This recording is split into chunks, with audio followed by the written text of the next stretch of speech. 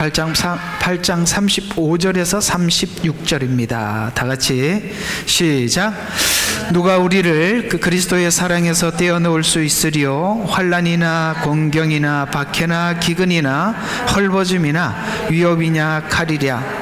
기록된 바와 같으니 우리가 주를 위하여 온종일 죽임을 당하였으며 도살당할 양으로 여김을 받았나이다라고 하느니라. 아멘. 자, 이제 사실은 지난번까지 성경이 말하고 싶어하는 구원에 관한 모든 내용들은 잘 이렇게 정리를 하고 이제 끝까지 온 셈이라고 보시면 됩니다. 이제 오늘부터는 이제 35절부터 이제 39절까지는 우리의 믿음의 근거가 어디에 근거가 있는가라고 물으면서 이제 여러분 스스로가 이제 스스로에게 질문을 해야 될 내용들이 오늘 35절부터 39절을 읽어 가시면서 이 질문에 여러분이 이제 답을 해야 되는 것입니다. 이제 이 구원에 대해서, 복음에 대해서 잘 소화를 했다면 오늘 이런 질문이 있죠. 누가 우리를 그리스도의 사랑에서 떼어놓을 수 있으리요? 에서, 자, 한번 보세요. 환난, 공경, 박해, 기근, 헐벗음, 위협, 칼, 이런 것들은 하나님이 당하는 거예요? 우리가 당하는 거예요? 우리가 당하는 거죠. 그러니까 이게 이제 우리에게 이제 묻는 이야기가 되는 겁니다. 그렇죠? 지금까지는 하나님께서 우리를 이렇게 구원하셨다라고 설명을 했다면, 이제는 이 복음에 대해서 확실하게 네가 받아들였다면, 그러니까 이런 것들이 막 밀려올 때 과연 하나님과 우리 사이에 믿음에서 끊을 수 있느냐라고, 믿음이라고 질문하지 않고 사랑이라고 질문을 하는 것에서 우리의 믿음의 근거는 하나님의 사랑이다라고 이렇게 우리에게 이렇게 설명을 하고 되묻는 겁니다. 이해가 가요? 만약에 너에게 칼, 위협, 기근, 쉽게 말해서 생명의 위협이 되는 수많은 사건들이 너에게 몰려올 때 주님께서 우리를 향한 사랑이 그 십자가에서 예수님께서 그것을 포기하지 않고 끝까지 참고 간 것처럼 이렇게 이제 되는 거죠. 우리 또한 그렇게 할 수 있는 복음이라고 너는 믿느냐? 라고 역으로 질문을 해서 우리는 사실 이 마지막 때 우리의 믿음의 안식처가 뭔지를 실제 여기서 얘기를 해주고 있는 거죠. 그죠? 그러니까 이 부분이 이 마지막 때 있을 여러 가지 환난을 겪어야 하는 성도들이 오늘 로마서에서 말씀하고 있는 이 복음의 확신이 어떤 위협이냐, 칼이냐, 그 다음에 여기 있는 기근이냐, 박해냐에서 우리가 승리할 수 있는 것이지, 어떤 공간적인 피난처라든가 어떤 그룹에 속해 있다고 해서 되는 게 아니라, 이건 각 개개인에게 질문하는 질문으로서 여러분 스스로가 이 질문에 나는 어떻게 대답할 수 있는지를 대답할 수 있어야 되는 것이죠. 그렇다면 우리가 이렇게 한번 정리를 해볼 수가 있는데, 우리 마지막 때 믿음의 피난처는 어딘가? 복음 아니라는 것입니다. 예수 아니라는 것이 결론적으로 되지 않습니까?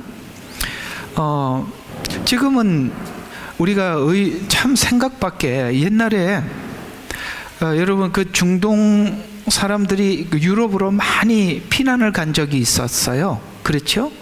그래서 이제 지금 이 유럽 사회 안에는 그 중동에 있는 무슬림들이 많이 들어와서, 이게 지금 이 사람들은 너무나도 정치적으로 일을 하다 보니까 영국도, 그 다음에 지금 현재 프랑스도, 모든 유럽들이 이게 지금 무슬림 국가처럼 이제 변해가고 있다라고 이제 우리가 외관상으로는 그렇게 보여요.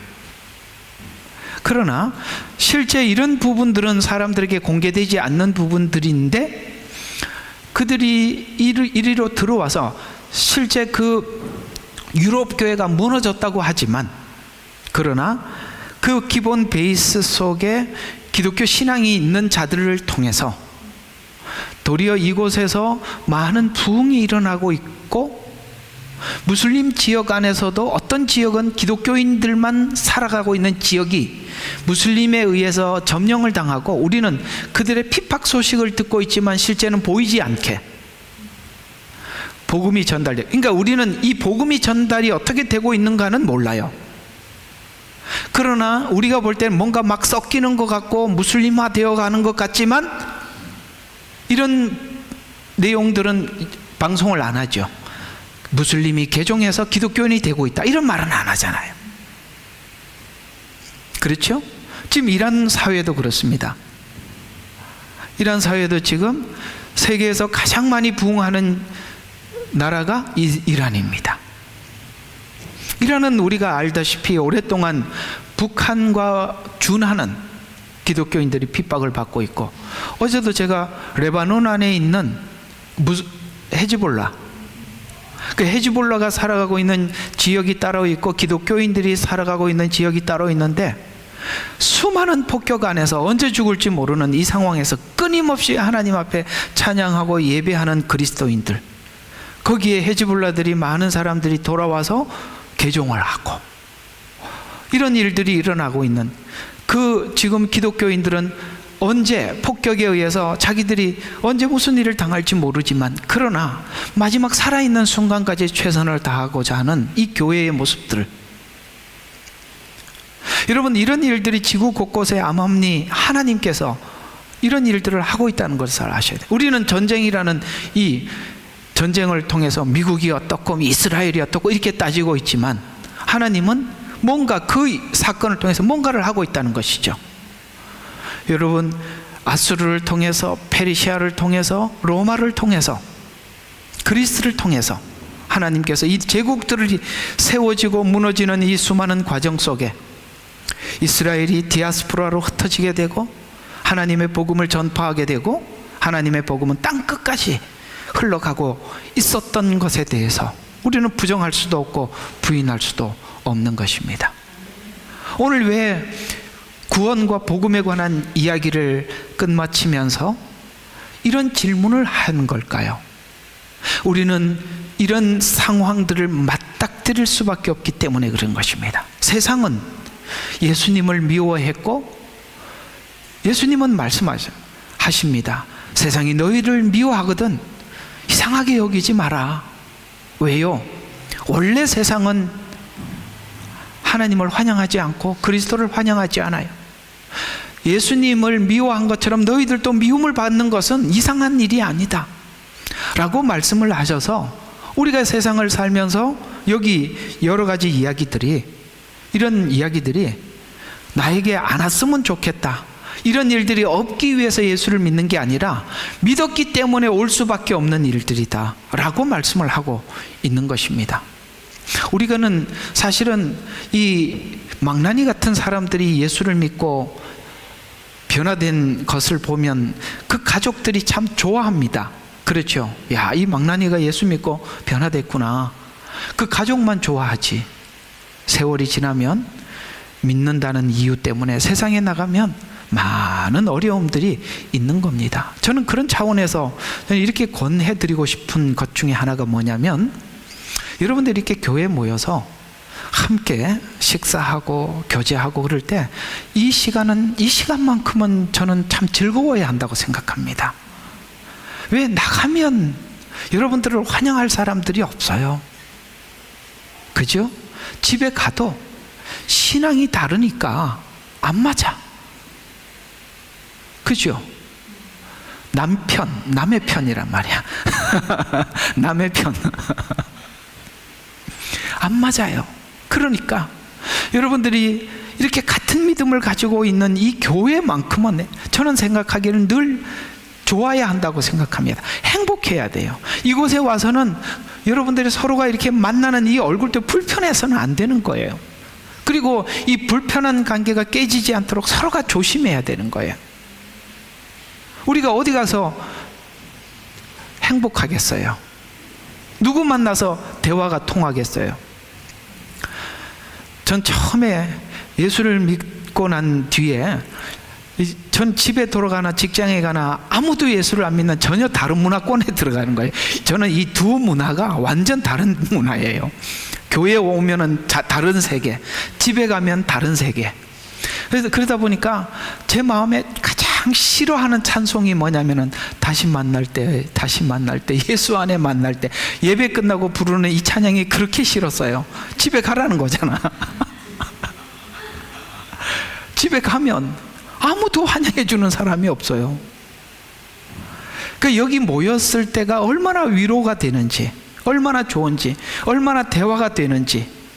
하다못해 밖에 나와서 우리 이제 청년 때니까 콜라 한 병 마시면서도 그렇게 좋을 수가 없었어요. 그저 만나면 행복하고 즐겁고 그랬던 것이 교회예요.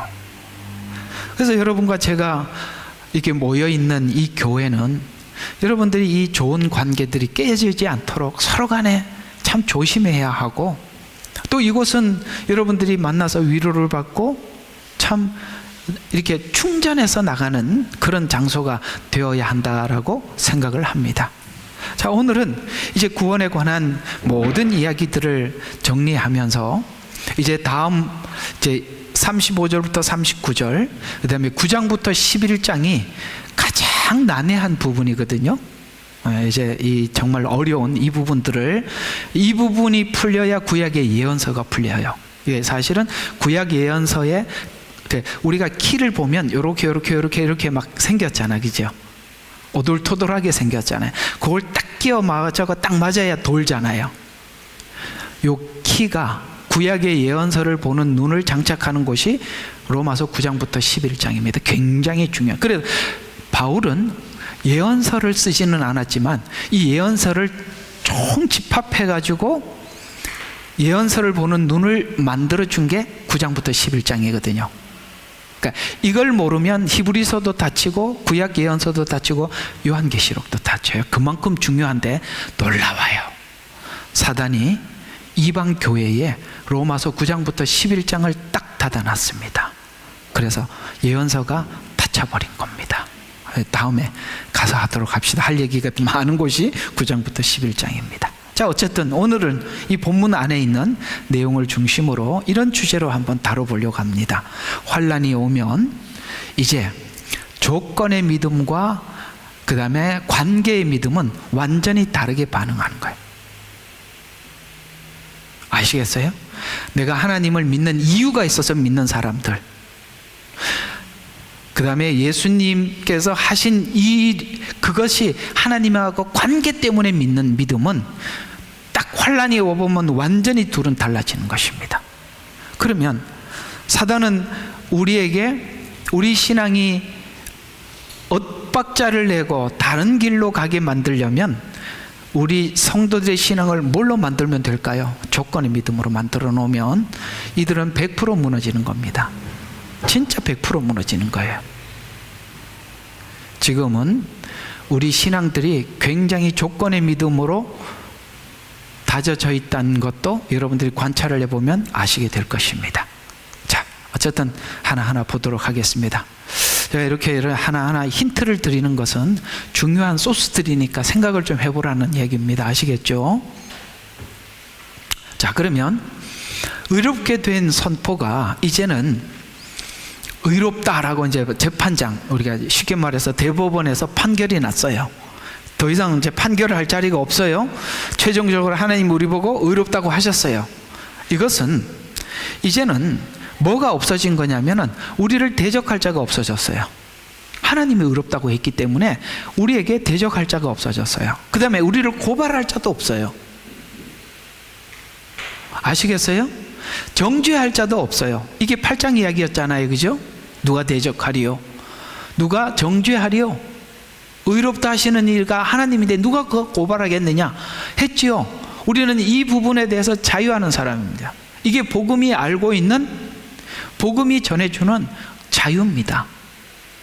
그런데 이게 법적인 자유를 넘었다고 선포하면서 이제 성도는 하나님과 법적 관계가 해결된 자가 된 것이 이제는 사랑의 언약적 관계로 발전했다고. 아시겠어요? 이게 이제는 우리에게 아무 장애가 안 되니까.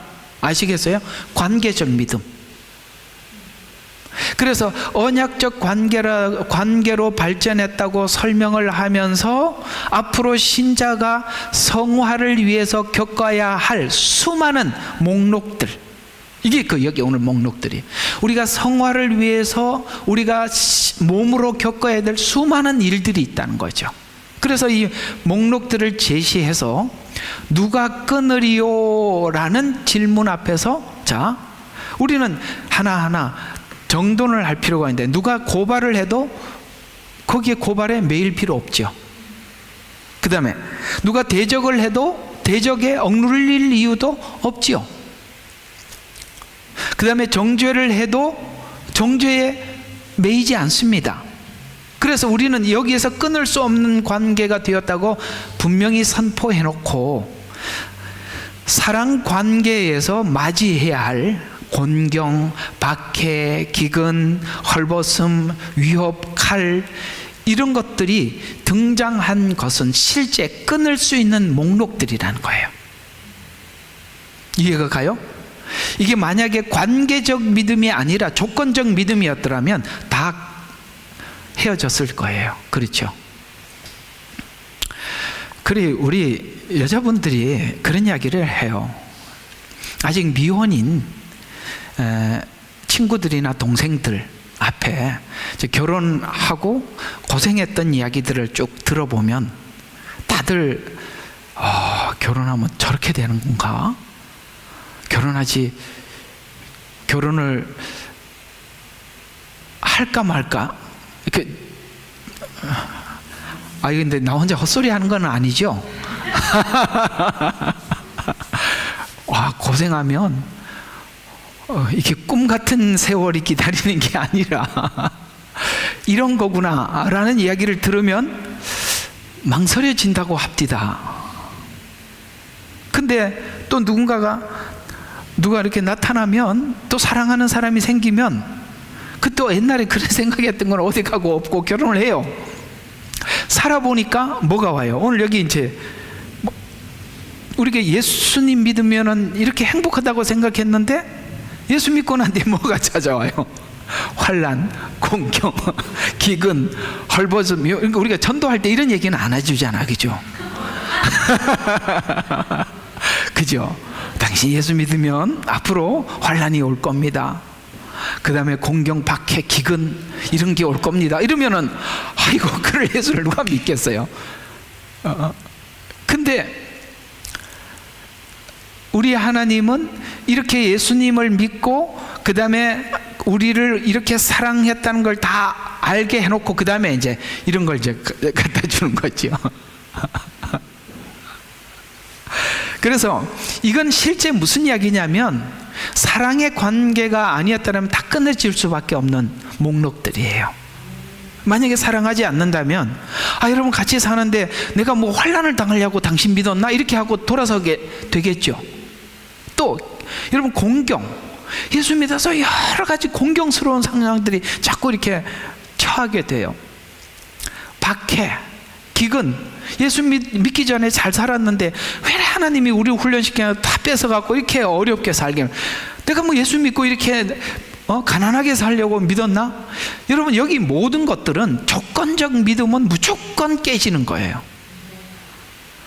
여러분, 7년 환란이 다 찾아올 일들이에요. 조건적인 믿음들은 여기서 다 미끄러질 수밖에 없는 거잖아요. 그래서 이런 실제 끊을 수 있는 목록들을 기록을 해서, 사랑으로 구원하신 목적이 예수님께서 재림하실 때 주님은 그걸 꿈꾸는 겁니다. 영광스러운 만남, 거룩한 성도로 준비해야 할 성화, 그것을 그렇게 준비시켜서 성도가 맞이할 수밖에 없는 상황들을 기록해서 본문은 이렇게 이야기하는 겁니다. 우리가 하나님 앞에 의롭게 되었다라는 이 칭의는 고난이 제거된 면허증이 아니라 성화를 위한 보증이라고 말해주는 것에 대해서 네가 이해를 하느냐라고 묻는 겁니다. 예수 믿으면 고난이 제거되는 것이 아니라 고난이 찾아오는데 고난을 왜 주시느냐? 거룩한 만남을 위해서. 그때를 위해서 하나님이 줄 수밖에. 그렇잖아요. 우리가 자라면서 교육을 받아보면서 느낀 게 뭐냐면, 인간은 가만히 놔두면 인간 안 된다는 거 알잖아요. 맞죠? 그런데 누가 그런 잔소리를 듣고 교육을 받기를 누가 자진해서 원하겠어요? 애들이. 맞죠? 그래서 막 부모는 각오를 합니다. 내가 원수가 되는 한이 있더라도 너 인간 만들고 말겠다. 그러니까 이렇게 시작을 하는데, 아직 철이 안 들면 영원히 그걸 풀지를 않아. 내 아버지 학교 가서 느낀 게 뭐냐면, 그런 이야기를 하는데 굉장히 공감이 됩니다. 엄마는 살아생전에 자식들한테 공감을 받을 수 있어도 아버지는 죽어야 한답니다. 왜냐하면 엄마는 실제 살갑게 피부에 와닿게 해주지만 아버지는 그게 좀 다르거든요. 그래서 아버지는 죽어봐야 안 돼요. 자식들이 아버지가 어떤 존재인지. 그래서 그 아버지 학교 오신 분들 중에 많이 우셨던 분들이 아버지가 돌아가신 분들이었습니다. 편지를 쓰고 읽지를 못했어요. 공감이 가세요? 예. 어쩌면 하나님은 굉장히 모지신 분이십니다. 냉정하세요. 자기 백성들을 바벨론으로 포로로 잡혀가게 되었을 때 3분의 1이 죽습니다. 그걸 알면서 열어놓는 거예요. 3분의 1이 포로로 잡혀가고 3분의 1이 죽고 3분의 1은 남았는데, 잡혀간 이스라엘 백성들을 이 바벨론 사람들이 얼마나 놀리냐면, 어떻게 놀리냐면, 네가 믿는 신이 창조주라고 했는데 얼마나 약하면 너희들이 이 모양이 될 때까지 가만히 뒀냐 라고 실제 이스라엘 백성들을 비난을 하면서 하나님을 비난하는 거예요. 하나님은 그걸 감수하시는 거예요. 예수님께서 우리를 구원하실 때 똑같은 일을 겪으셨죠. 침을 뱉고 뺨을 치면서 누가 때렸는지 말해봐라. 하나님을 조롱하잖아요. 하나님도 그걸 감수하고 내 자녀들을 교육시키는 거예요. 우리도 그런 얘기를 많이, 네가 믿는 예수, 네가 예수 잘 믿어서 남은 게 뭐냐, 이렇게 얘기를 여러분 많이 들어보셨을 겁니다. 아직 안 들었어요? 가족들한테? 네가 예수 믿어갖고 좋아진 게 뭐가 있냐 이거죠. 저는 그 얘기 수도 없이 들었어요. 이것은 나에 대한 모욕이 아니라 하나님에 대한 모욕인 거예요. 그걸 하나님은 감수하시는 겁니다. 이해가 가요? 하나님 자신도 이 아픈 이야기를 듣기로 결정을 하시고 감수하셨을 뿐만 아니라 당신의 백성들을 그 바벨론에다가 던져놨을 때 이 바벨론 사람들이 얼마나 사악한 사람들이에요. 거기서 엄청난 고통을 당하고 있는 것을 지금 주님도 함께 겪고 있는 겁니다. 그래서 에스겔서에 나왔잖아요. 하나님의 성전이 바벨론으로 옮겨가는 거. 여러분, 우리가 예수를 믿어서 하나님 앞에 의롭게 된 것은 고난이 제거된 면허증이 아니라 이제는 성화를 위한 보증이라는 사실을 우리가 굳게 믿고 이제는 성화를 위해서 하나님께서 이런 것들을 여기 있는 목록들을 우리에게 줄 수밖에 없어요. 여기에 대해서 하나님에 대한 사랑을 확고하게 마음속에 두고 있는 자만이 지나갈 수 있는 일들이죠. 그래서 핍박은 세상이 그리스도께 속한 자들이라면 누구나 맞이하는 핍박 것이기 때문에 핍박을 핍박은 믿는 자에게 찾아오는 자연스러움이라는 것을 알려서 이는 환난이 하나님과의 관계가 문제가 되었기 때문에 일어나는 일이 아니라 세상이 믿는 자를 미워하기 때문이라고 설명해 주기 위함이에요.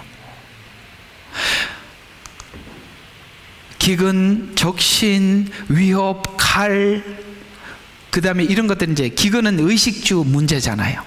이런 문제들은, 그리고 안전과 보존이 위협받는 목록으로 사랑의 관계가 생존이 무너질 때도 유지될 수 있는가라고 우리에게 묻는 겁니다. 라는 질문으로 들어가는데, 실상 우리가 순교자들의 순교의 과정을 보면 겉으로 보기에는 그 사람이 믿는 믿음으로 그것을 지키고 순교의 길을 간 것 같아 보이지만, 그 깊고 깊은 내면의 동기는, 순교의 정신은 하나님과의 사랑의 관계 때문에 그 모진 고난을 극복한 겁니다. 맞죠? 자기 속에 나타난, 자기 속에 믿음이 그걸 지나가는 게 아니에요. 하나님과의 관계 때문에 그걸 가는 거예요. 대부분이 그 사람들이 항상 어떤 말을 하고 그 길을 가느냐면, 주님께서도 나를 위해서 이 길을 가셨는데 나도 당연히 따라가리 하고 간 겁니다.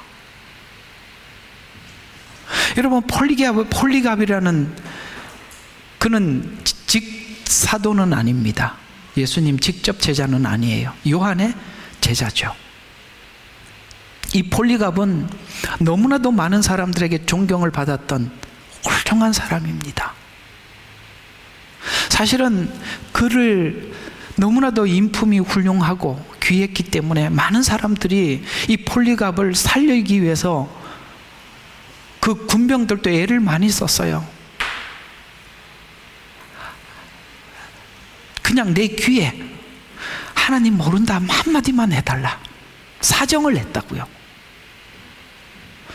그는 마지막 화형을 당하기 전에 하나님께 이런 고백을 하고 그 길을 갑니다. 살아생전에 하나님이 나에게 나를 모른다고 한 번도 한 적이 없는데 나도 하나님을 그렇게 부인할 수 없습니다. 관계예요. 조건적인 믿음이었더라면 벌써 끝났을 관계지요. 사랑의 관계. 그 모든 것들이 우리에게 찾아오는 수많은 모진 환경들을 견디게 하는 겁니다. 결정적으로 우리가 힘들고 어려운 환경들이 찾아올 때 우리는 움찔할 수밖에 없어요. 그죠? 그게 왜냐하면 실제 찾아오는 어려움들이니까. 그러나 이 움찔할 때 잠시 자기 마음이 움직일 수는 있지만 최종적인 결정이라는 마지막 결정해야 될 그 자리에 가서는 하나님과 우리의 관계를 생각할 수밖에 없어요. 실제 그렇습니다. 가보니까 결국은 그렇더라고요. 어떤 상황의 끝에 하나님 마지막 질문이 오늘 여기 36절부터 39절까지 질문을 하나님이 하셨어요. 순교의 정신은 하나님과 사랑의 관계에서 순교자의 길을 갔던 것을 우리는 알 수 있습니다. 그리스도와 함께 사랑의 관계 속에서 믿음의 길을 갔던 수많은 사람들이 고백, 이걸 보고 무슨 시라고요? 공개, 모두에게 공감시라고 하는 거예요. 시편 44편이 공감시예요. 그러면 이게 그리스도의 길을 갔던 모든 사람들이 공감할 수밖에 없는 내용을 기록을 한 건데, 여러분 이게 시편 44편에 있는 이 말씀이 여러분 공감이 되는지 한번 봅시다. 자, 이런 메시지예요. 칼, 사자의 입, 들소의 뿔, 그 당시에는 위협이 되는 것들을 이런 식으로 표현을 했던 거거든요. 그래서 뿔과 같이 위협이, 들소의 뿔이 다가올 때 우리를 멀리하지 마시고 나를 도와달라고 기도하면서 시편 44편은 하나님의 길에서 벗어나지 않으려는 신자의 생애 속에 다가오는 험난한 상황들 앞에 체험했던 체험을 이 모든 공동체에게 공포함으로써 이 공포를 했더니 그 공동체에 있는 성도들도 똑같이 공감을 하더라는 것이죠. 이게 44편인데, 믿음의 길을 가는 성도들이 누구나 겪는, 또 겪을 수밖에 없는 길이라고 선포하여서 의인인데 고난을 받고 하나님을 찾는데도 상황은 해결되지 않고 더 악화되어서 외적으로는 버림받은 것 같이 보여 주를 위해서 죽임을 당한 상태와 같은 현장에서 한 일을 선포합니다. 근데 이 죽임을 당하는 것 같은 이 죽음의 자리에서 일어나는 어떤 반전들이 일어났다라고 고백하는 거예요. 여러분 어때요? 여러분들이 신앙을 고백을 하면 마치 그 자리가 우리 신앙의 마지막 무덤인 것 같은 이 자리에서 신앙 고백을 했을 때 거기서 죽었습니까? 아니요, 다 살아난 경험들이 있어요. 그게 반전이에요. 우리는 이렇게 이 길을 가다 보면 이 길에서 여기서 타협을 해버리면 사실 죽는 거예요. 맞죠? 거기서 믿음으로 신앙 고백을 했더니 하나님이 주는 반전이 있더라는 거예요. 이야, 제가 옛날에 한번 이런 일이 있었어요. 제가 예배만 갔다 오면 그렇게 싫어할 수, 이게 내가 보니까 이게 뭐 우리 아버님이 그렇게 본성적으로 악해서 나빠서 그런 게 아니라 이게 사단이 역사를 하니까 이게 딴 사람이에요. 아니 무슨 자식이 그렇게 미울 게 뭐가 있겠어요. 그렇죠? 예수 믿어서 나쁜 쪽으로 가는 게 아니라 교육을 안 시켜도 되잖아. 얼마나 좋은 일이에요. 근데 이상하게 그렇게 미워할 수가 없어요. 최종적으로 어느 날은 그러시더라고요. 예수를 계속 믿을래? 아니면 여기서 포기할래? 만약에 예수를 믿는다면 오늘부터 족보를 파서 네 혼자 나가서 살아라. 족보를 파나가라. 족보 파나가라는 얘기는 이게 옛날 사람들은 족보를 파면은 다 그날에서 뭐 그랬죠. 저는 족보를 파더라도 예수 믿겠다 그랬습니다. 근데 족보를 팠겠어요? 안 팠겠어요? 안 팠죠. 다 그게 테스트인 거죠. 그걸 넘어서 잠깐만요. 예, 고맙습니다. 그걸 넘어가니까 이제 우리 집안에 있는 분들이 하나 둘 주님 앞에 돌아오더라고요.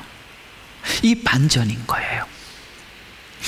우리가 어떤 위협 속에서 타협을 해버리면 나도 죽고 상대방도 다 죽어요. 그러나 거기서 우리가 신앙을 지키고 불 속에라도 들어가면, 여러분 다니엘 세 친구처럼 불 속에 들어가면 반전이 일어나는 것이 하나님께서 믿음의 절정인 거예요. 바로 그 얘기를 하고 있는 거잖아요. 이게 시편 44편에 이 반전을 공포함으로써 이런 반전이 있었다라고 얘기를 하니까 모두가 공감을 하는 거예요. 여러분 공감하시죠? 반전을 많이 보셔야 돼요. 그래서 이 반전이 실제 시편 44편의 반전이 이렇게 표현되고 있습니다. 시편 22편의 18절과 23절에 가장 분명한 반전이, 그들은 그들 가운데 내 겉옷을 나누고 내 속옷을 제비 뽑나이다. 그러나 오 주여 나를 멀리하지 마소서. 오 나의 하나님이여 속히 나를 도우소서. 이거는 십자가 위에 있을 때 예수님께서 마지막까지 견디신 그 지점까지입니다. 아시겠어요? 거기까지 가서 했더니 속히 나를 도우소서.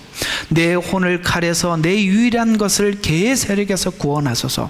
나를 사자의 입에서 구하소서. 이는 주께서 유니콘, 이 유니콘이라는 말은 들소, 황소 이런 뜻이에요. 뿔들로부터 나를 들으셨음이니이다 하니 내가 주의 이름을 내 형제들 중에 선포하여 회중 가운데서 내가 주를 찬양하리이다. 주를 두려워하는 너희여 그를 찬양하라. 너희 야곱의 모든 씨들아 그를 영화롭게 하라. 너희 이스라엘의 모든 씨들아 그를 두려워할지어다 에서 나가서 이것이 뭐라고 했냐면 모든 민족들아 주를 찬양하라 라는 말을 우리 모두 공감하냐? 라는 얘기예요. 모든 민족들아 주를 찬양하라 라는 말이 우리 모두 동의하냐? 라고 묻는 거예요.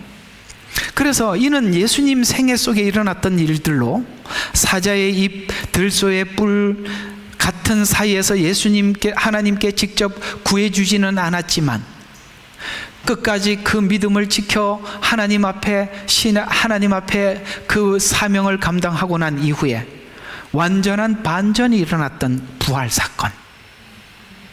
그래서 반전을 이루어 온 땅에 하나님의 권능이 생명임을 증언하는 것입니다. 그렇다면 본문의 목록들은 개인에게 성화를 위해서 타인에게 증언을 위해서 한 것이라는 것이죠.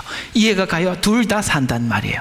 한쪽은 나에게는 성화가, 상대방에게는 하나님을 증언하는 거란 말이에요. 만약에 거기서 딱 타협을 해버리면 내 성화도 멈추고 상대방을 향한 증언도 끝나는 거예요. 그러니까 증언이라는 것이 우리가 단순히 말로 하는 게 아니라 살아내는 가장 중요한 이 지점에서 여러분들이 신앙의 믿음을 뚫고 지나가야 되는 거예요. 항상 보면 사람들마다 약점이 있어요. 거기 오면 무너지더라고요. 그걸 지나가셔야 돼. 지나가 봅시다. 있어. 난 다 알고 있어요. 있다니까. 딱 사단이 딱 그 지점에 오면 여지없이 걸어. 여지없이 걸어. 자존심을 내세우든지 뭘 해서라도 걸어. 있어요. 사람마다 있어요. 그 지점에 딱 오는 게 보이거든요. 뭐 어떻게 하나 제가 관찰하고 있거든요. 그걸 어떻게 넘어가느냐면 여러분들이 평소에 계속 훈련을 하셔야 돼요. 그 말씀을 붙잡고 살기 위해서 그냥 그게 익숙하게 배어 있어야 돼. 그러면 여러분의 신앙의 바퀴가 커져요. 신앙의 바퀴가 커지면, 제가 아는 권사님이 옛날에 타이어 장사를 하셨거든요. 타이어. 타이어 저 같아요. 많이 팔지만 그분이 파는 타이어는요, 특수 타이어인데 보통 이 타이어 사이즈가요, 사람 키 다 넘어. 한 개 싣고 가기도 힘들어. 여기 호주의 광산에 가보면 사람이 타이어에 섰는데 사람 몇 배만큼 큰, 보셨죠? 네. 그렇게 큰 타이어는 웬만한 돌이 앞에 있어도 이게 돌이 있었는지 없었는지도 모르고, 이게 여러분들의 경건의 훈련인 거예요. 그게 경건의 훈련이 몸에 배어 있으면 그런 여러분들 앞에 있는 이 돌들, 장애물들이 보이지도 않고 그냥 넘어가는 거예요. 왜? 평상시 훈련이 되어 있기 때문에 쓱 지나가는 거예요. 근데 신앙에 훈련이 안 돼 있으면 바퀴가 요만해서 요만한 자갈돌도 팽글팽글 도는 거예요. 여러분들이 그만큼 말씀을 듣고 말씀대로 살기 위해서 살아본 체험들이 있어야 되는 거예요. 그러면 그게 아무렇지도 않는데, 그게 훈련이 안 돼 있으면 그게 말씀을 들은 대로 뭔가 그러니까 상황을 실제 적용해야 될 그 시간에 그 말씀이 생각이 나야 되는 거예요. 그리고 그 말씀대로 치고 나가야 되는 거예요. 근데 말씀은 온데간데 없고 늘 일상대로 살면 뭐든지 부딪히는 거예요. 뭐든지 하나도 못 넘어가는 거예요. 그 입에 불평하는 말 좀 내려놓고 하지마. 그런 말 의식적으로라도 이를 다물으라고. 이를 악물고 하지 말란 말이에요.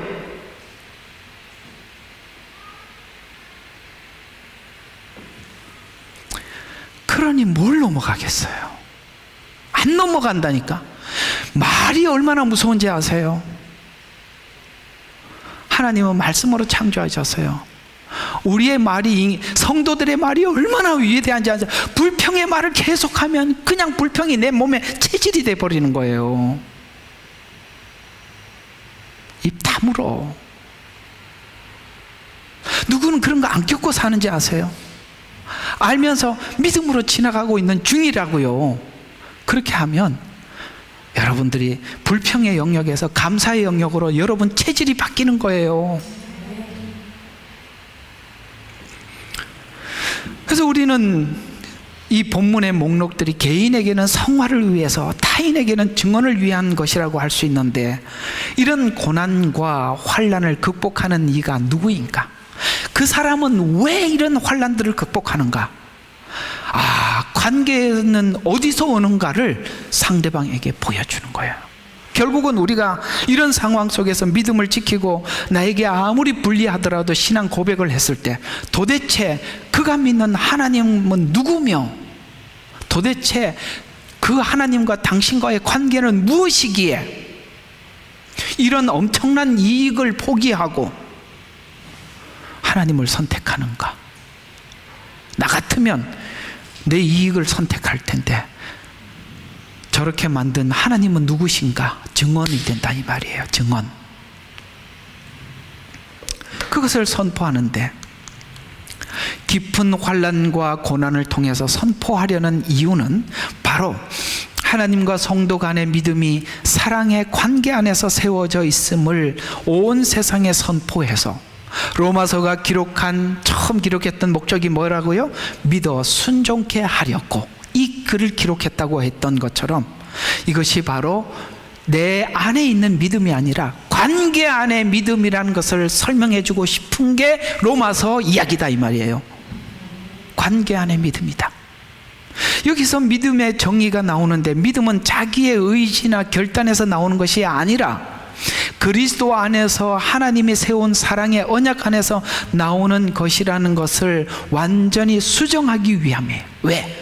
우리가 믿음 그러면 내가 만들어서 가는 걸로 생각하잖아요. 그게 아니라고 말을 해주고 싶은 거예요. 누가 이런 고난을 극복할 수 있는가? 요한일서 4장 7절과 9절에 보면, 사랑하는 자들아 우리가 서로 사랑하자. 이는 사랑이 하나님께 속한 것이기 때문이라. 사랑하는 사람은 누구나 하나님으로부터 태어났으며 또 하나님을 아느니라.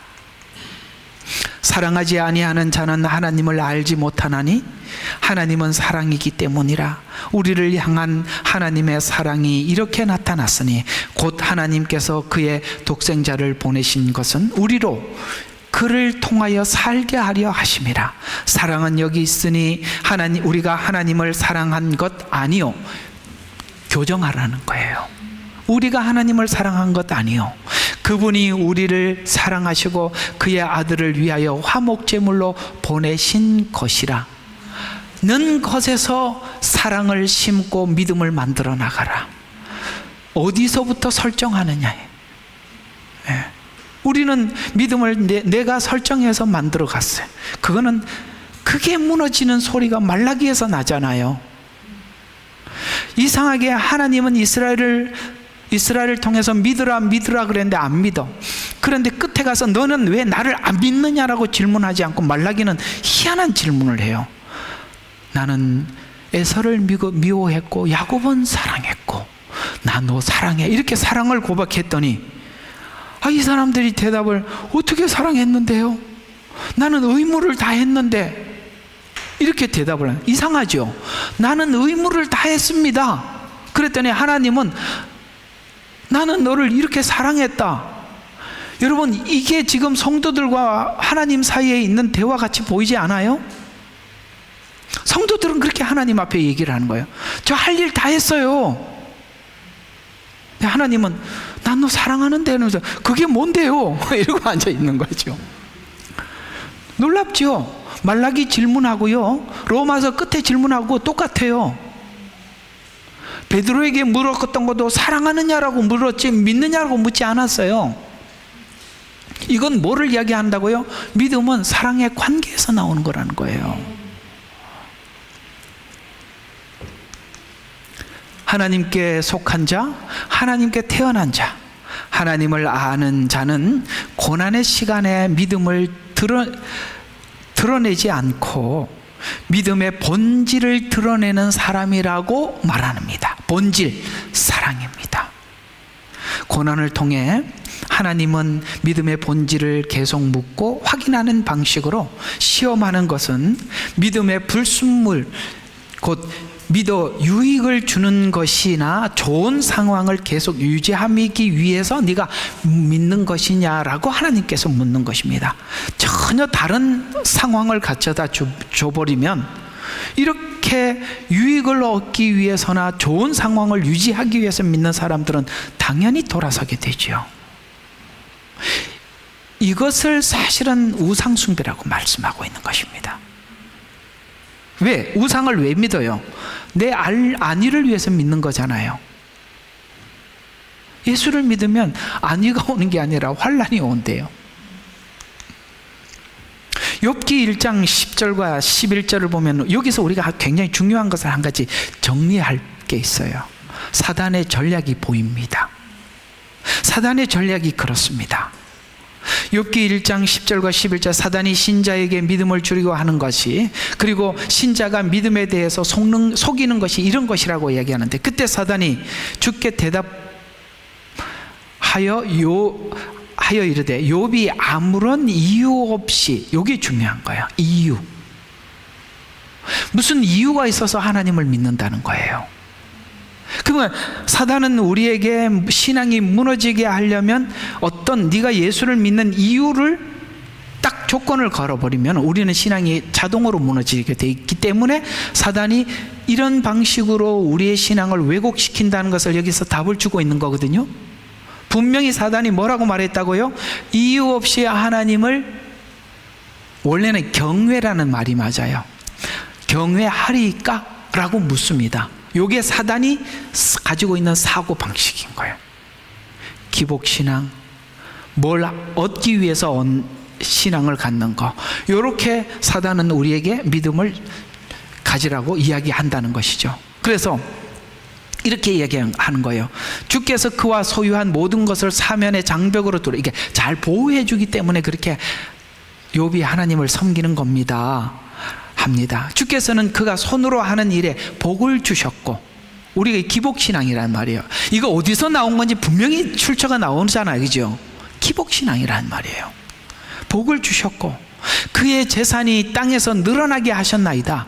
그러나 이제 이게 왜 오타가 이렇게 많아요?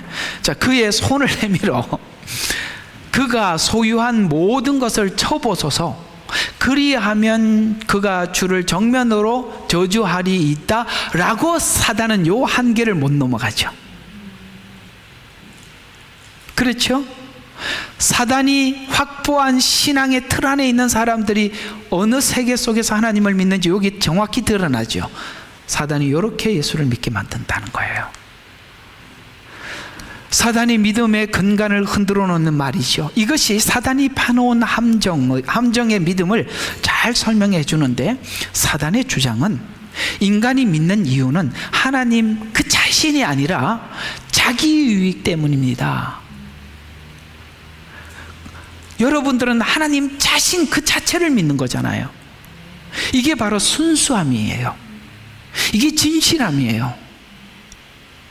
근데 자기를 위해서 믿는 게 가짜라는 거예요. 그러니까 왜 믿느냐라고 물어봤을 때, 제가 요한복음 3장 16절 그래서 자꾸 질문하는 거예요. 하나님이 세상을 이처럼 사랑하사 독생자를 주셨으니 이는 저를, 믿음의 조건이 저를이 돼야 된다. 그가가 돼야 된단 말이에요. 삼자가 돼야 된다. 내가 되어서는 안 된다 이 말이에요. 지금 그 얘기예요. 그 자신이 아니라 유익 때문이다 라고 하여서, 그래서 보호 장벽이 무너지거나 축복이 끊어지거나 안정이 유지되지 않으면, 조건들이니까 이게, 그죠? 하나님 보호를 더 안 해주거나 축복이 끊어지거나 안정이 유지되지 않으면 믿음도 무너지는 구조에 믿음을 심어 놓는다는 말이에요. 여러분들이 하나님을 향한 이런 것들이 자꾸 차츰 자리가 잡히면 우리 믿음의 장벽이 무너지게 된단 말이에요. 부부가 사랑하면서 결혼을 해서 평생 수많은 일들을 만나요. 그러니까 미리 시집간 언니들이 와서 했던 이야기가 남의 이야기가 아니라 살아보면 똑같아요. 그죠? 아, 맞구나. 이렇게 하죠. 그래서 또 이제 후배들이 와서, 야, 결혼 생각해봐라. 내 꼴을 봐라. 내가 지금 옛날에 이랬었냐. 이게 지금, 이게 무슨 바지라고 그래. 그, 몸빼 바지 입고 뛰어다니는 거 봐라. 내가 옛날에 그러냐. 이렇게, 이래 된다. 근데 왜 그걸 할 수 있느냐? 환난이나 이런 걸 다 겪을 수 있느냐? 사랑의 관계 때문에. 그걸 부부가 지나가잖아요. 이해가 가요? 조건으로 결혼한 사람들은 이게 끝까지 못 가는 거예요. 나는 결혼이란 진짜 조건이 걸려 있는 만큼 결혼 생활은 항상 불안합니다. 결혼은 사랑 이외에 아무것도 없어야 돼요. 거기에 키가 몇 개요? 키가 몇 개, 키가 몇 개냐고 묻고, 뭐 이런저런 연봉이 얼마냐, 뭐 이런 거 묻고 이렇게 시작하면 그건 불안한 겁니다.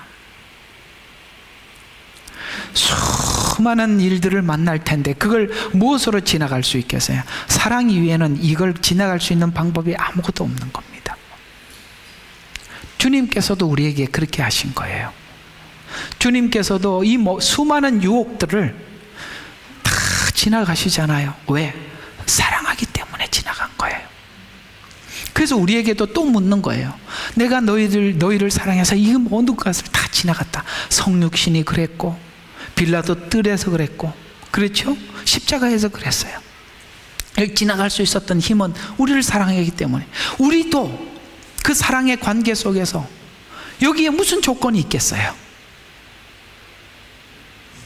이해가 가요? 그걸 여러분들이 조금이라도 심어두고 계시면 여러분들은 이런 모든 상황에 불평하지 않을 거예요. 그래서 사단은 그걸 살짝 바꿔서 어떤 조건을 심어놓는데, 조건을 전부 다, 조건이 뭐야? 다 내 욕심을 채울 수 있는 것들이에요. 조건은 분명히 그렇잖아요. 그죠? 그런 것들을 심어놓는다는 말입니다. 그래서 사단이 믿음을 정의한 것이, 믿음은 안정과 보호를 위한 거래이기 때문에 신앙은 안정과 보호를 위한 조건을 충족시키는 것이 아니고, 하나님은 내 안정과 보호를 위한 수단이 되는 것이. 그래서 사단이 그렇게 심어놓는다는, 정확히 이렇게 믿음을 소유하도록 만들어 놓습니다. 이런 이해의 믿음의 소유자들과 본문이 말하는 믿음의 소유자들은 아까 처음 주제에서 말하는 것처럼 근본적으로 다른 거예요. 우리가 코로나가 오자 억지로 자기 부인 아니면은 아내 손에, 남편 손에 끌려다니던 사람들은 다 아웃됐어요. 가나안 교인들이 졸지에 200만 명이 생겼답니다. 왜? 끌려다니니까, 조건이니까. 그래도 그 마음씨는 착해서 왜 교회 다니냐면서 가정의 평화를 위해서 다닌다는 분들이 이제는 평화가 그럴 필요 없잖아요. 코로나 때 오지 말라고 그랬으니까 이게 웬 떡이냐 하고, 그래서 다 물러났답니다. 앞으로 많은 사건들이 일어날 겁니다. 교회에서 나하고 맞지 않는 어떤 사건들도, 이해가 안 되는 부분들도 보게 될 것입니다. 이건 사랑의 관계에 있는 사람들만이 그 자리를 지킬 수 있는 거예요. 하나님께서 마지막 때 다 이쪽으로도 흔들고 저쪽으로도 흔들고, 흔들 수 있는 건 다 흔들 겁니다. 떨어져 나갈 사람들은 다 떨어져 나가는 거예요. 조건이 0.1이라도 있는 사람들은 그 마음이 요동칠 겁니다.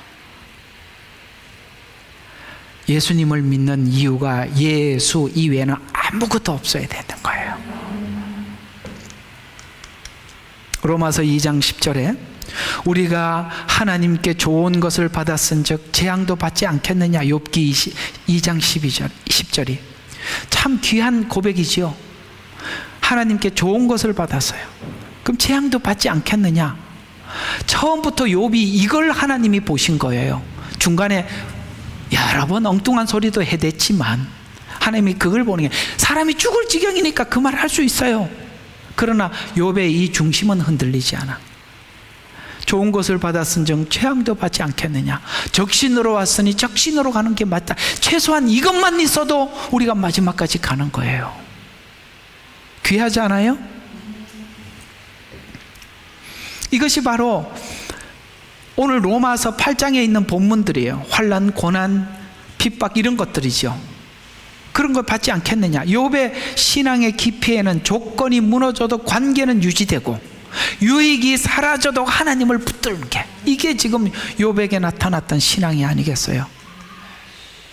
욥기 13장 15절, 제가 얼마 전에 이거 설교했던 내용인데요. 그가 나를 죽이실지라도 나는 그를 신뢰하리라. 엄청난 고백 아니겠어요? 처음에는 그 신앙으로 왔는데 너무너무 힘든 이 13장까지 와서 그가 나를 죽이실지라도 나는 그를 신뢰하리라. 대단한 겁니다. 칼이 죽음이 와도 끊이지 않는 관계로 믿음의 사람이라고 합니다. 욥은 관계적 신앙의 대표자로서 욥의 믿음이라고 말씀합니다. 관계의 신앙을 설명해 주고 싶은 거예요. 이해가 가요? 자꾸 우리가 믿음을 잘못 설명을 한 거야. 아브라함의 믿음이 이래서 아브라함의 믿음, 하나님은 그 얘기를 하고 싶지 않은데 우리는 자꾸 아브라함을 지켜 세워. 욥이 믿음이 좋았다고 얘기하고 있잖아. 욥 뭐 믿음이 좋아요? 그러나 하나님 앞에 최소한 이 기본은 가지고 있었던 거예요. 우리가 이 기본만 가지고 있어도 흔들리지 않아요. 그래서 욥의 믿음이라고 한 것입니다. 반석 위에 지은 집과 모래 위에 지은 집 이야기입니다. 조건적 신앙과 관계적 신앙은 겉으로 동일한 집으로 보이지만 오늘 이 본문이 동기에서 다르다고 합니다. 동기는 자기 목적을 위한 동기. 하나님께서 우리에게 행하신 그 사랑, 무엇이 너의 신앙의 기본이냐 이거죠. 어제는 그 레바논 교회 어떤 목사님 소개하는 거 쭉 이렇게 한 길게 쭉 봤어요. 그분이 이제 그런 이야기야. 정말 옆에서 폭탄 터지는 소리가 매일 난다는 거야. 그 레바논 얼마나 작아요, 그죠? 막 폭탄 터지는 소리가 종일 듣고 있는다는 거야. 언제 여기 떨어질지 모른다는 거야. 그냥 찬양하다가, 근데 한 번은 무슨 자기한테 질병이 생겨서 이제 죽게 되었는데 너무 감사하더래. 죽게 되어서. 죽는 게 얼마나 감사한 일이냐. 좀 있으면 주님 만나는데 이게 사는 게 아니에요. 여러분 한번 생각해요. 여기 폭탄 터지, 여기 폭탄 터지. 이게 사람 사는 거겠어요? 나는 중국에서 설교를 하고 하는데 왜 너무 애들은 다 나를 쳐다보고 있고 나는 저 창밖이 보이거든요. 앞에서 설교를 하면 이놈의 공안들이 오는지 맨날 그거 쳐다보면서 설교해. 안전하게 설교하는 공간이 있어요. 그때는 이제 차가 없어갖고 애들을 데리고 올 수가 없어서 그 장소는 학원으로 허가를 낸 곳이에요. 한국어 학원으로. 근데 지금 성경을 강의하고 있잖아요. 오면 성경책 다 치워야 되고 나도 있으면 안 되거든요. 그러니까 일부러 이 공안들이 와도 못 보게 하려고 담을 높게 해놨어요. 낮으면 다 보이니까. 근데 나는 조금 높은 데 있어서 보이거든요. 그러면 딱 오면 어디로 도망가려고 개구멍을 만들어 놨다고. 여기로 오면 이쪽으로, 문은 이쪽이고 내 도망가는 쪽은 이쪽이야. 강의를 하면서 맨날 그게 보이는 거야. 누가 지나가지 않나. 설명은 얘들 보고 하고 저 뒤가 보고. 여러분, 폭탄이 여기저기 터지는데 찬양이 지금 이렇게 뭐 부르다가 갈지 모르잖아요. 무슨 찬양 부르다가. 여러분, 하나님의 사람들은 그렇게 살았다고요. 나는 호주가 너무 편해서 걱정인 거예요. 한국도 편한 지 너무 오래됐어요.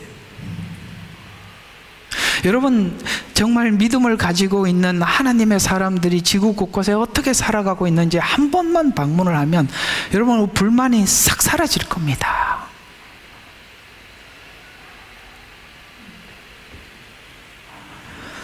어쨌든 우리는 조건적 신앙과 관계적 신앙에 겉으로는 동일해 보이지만 동기에서는 다르다고 합니다. 조건적 신앙은 사단이 파놓은 거짓 신앙이라고 했습니다. 그러나 하나님은 흔들지요. 흔들 때 창수가 나고 비바람이 몰아치면 기초 곧 동기는 드러나는데, 안정과 보호를 위해서 믿던 신앙은 비바람이 몰아치는 것으로 무너지지만, 실제 성도들은 처음에 이런 이해 속에서 믿음이 시작하고 또 그렇게 알려줍니다. 그래서 이해에서 벗어나는 과정에 큰 혼란을, 이해가 가요. 조건적, 내가 믿어서 천국 가기 위해서 예수를 믿는 게 처음 출발이 그렇게 해요. 그러나 이제 관계적 신앙이라는 이해 속으로 넘어가는 속에서 혼란을 겪을 수 있는데, 여러분들 그걸 이제는 이해를 하셔야 되는 거예요. 왜? 주생명선교교회를 다니고 있잖아. 거기 머물면 안 되는 거예요. 복음은 십자가 복음입니다. 십자가 복음은 고난의 복음이라는 뜻이죠. 본문이 나열한 고난의 목록들은 믿음을 가진 성도를 흔드는 사단의 질투고 성화를 위한 하나님의 목적, 하나님의 계획 안에서 허락된 것입니다. 모래 위의 믿음은 보호와 안정이 유지되면 믿음이 유지되지만, 반석 위의 믿음은 보호가 무너져도 유지되는 믿음이기 때문입니다. 결론이죠. 로마서의 복음을 잘 따라왔다면 오늘 이 마지막 질문이 남아 있습니다. 부르시고 의롭게 하시고 영어롭게 하시기 위해 하나님이 하신 일, 아들이 하신 일, 성령님이 탄식하는 일, 이 배려와 은혜의 깊이 안에 믿음을 가지고 있는가라는 질문입니다. 하나님이 아들을 주신 사랑, 예수님께서 견디시고 십자가를 지신 사랑, 성령님은 여러분 속에 오셔서 탄식하면서 기다려주고 있는 이걸 안다면 이렇게 이야기되는 거죠. 그런 질문입니다. 그렇다면 우리가 성경이 수도 없이 지적하고 있는 우상숭배가 뭐라고 생각하십니까? 하나님을 우상숭배한다는 무엇입니까? 조건, 안정, 축복. 우리 어떤 신이든지 나에게 내 조건을 충족해 줄 수 있는 신이면 하나님을 떠나서 무엇이든지 믿지 않겠어요? 그게 우상숭배예요. 우상숭배는 자기 중심으로 신을 섬기는 거예요. 그게 만약에 마리아면 마리아인 데 갈 거고, 부처면 부처인 데 갈 거고, 그게 우상숭배라고 성경은 말해두고 있어요. 환란이 오면 모두 떨어져 나가는 것입니다. 우리는 내 안에 우상숭배와 같은 조건의 믿음이 아니라고 생각하겠죠. 깊이 있는 환란과 고독 속에서 우리는 하나님께 뭐라 말하겠습니까? 어떤 행동을 취해야 했나요? 그때 내 마음속의 동기는 무엇이었다고 생각하던가요? 그때 내 안의 동기가 문득 드러나는 것입니다. 그때 내가 지금 이래서 예수를 믿었구나. 그걸 하나님이 여러분의 생애 속에서 교정하고 있는 것입니다. 이제는 우리의 신앙의 깊이가 이곳까지 깊어져야 하는 것이고, 오늘 이 질문에 여러분들은 어떻게 대답할 것인지를 생각해 봐야 하는 지점에 와 있습니다. 기도하겠습니다.